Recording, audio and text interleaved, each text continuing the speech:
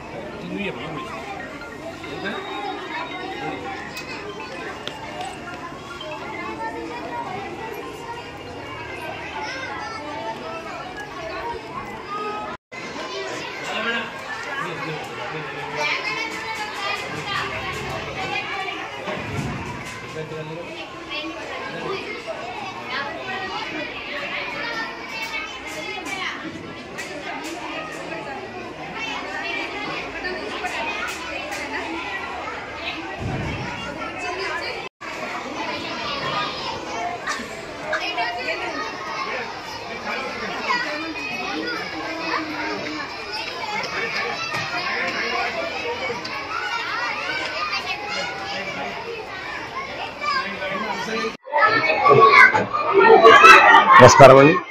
ఈరోజు ఎడపల్లి మండలంలో ఉన్నటువంటి మాధవి పాఠశాల యొక్క పాఠశాల లోపల మరియు విద్యార్థులందరూ కూడా ఈ విద్యా సంవత్సరాన్ని పురస్కరించుకొని మా పాఠశాల లోపల ఉన్నటువంటి విద్యార్థుల లోపల 67 మంది విద్యార్థులు 67 రకాల వెరైటీలు తయారు చేసుకొని ఈరోజు ఫుడ్ ఫెస్టివల్ కార్యక్రమంలో పాల్గొనడం జరిగింది. మరి ఇట్టి కార్యక్రమానికి ప్రోత్సహించినటువంటి తల్లిదండ్రులు వాళ్ళందరూ కూడా వారి యొక్క పిల్లలకు వారు ఇంటి దగ్గరనే ఎన్నో రకాలైనటువంటి వస్తువులని ఐటమ్స్ తయారు చేసి వాళ్ళ విద్యార్థుల ద్వారా ఈరోజు పాఠశాలకు పంపడం జరిగింది.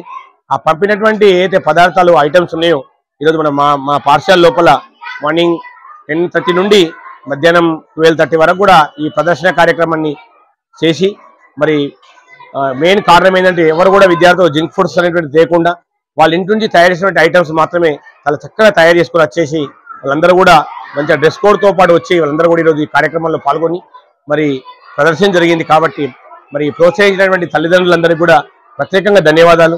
మరి దాంతోపాటు మా పాఠశాల యొక్క విద్యార్థి తల్లిదండ్రుల యొక్క పాఠశాల యొక్క ఉపాధ్యాయులందరికీ కూడా మరొకసారి ధన్యవాదాలు తెలియజేసుకుంటూ ఈ కార్యక్రమం చాలా చక్కగా జరిగిందని తెలియజేసుకుంటూ ధన్యవాదాలు తెలియజేసుకుంటూ జై హింద్.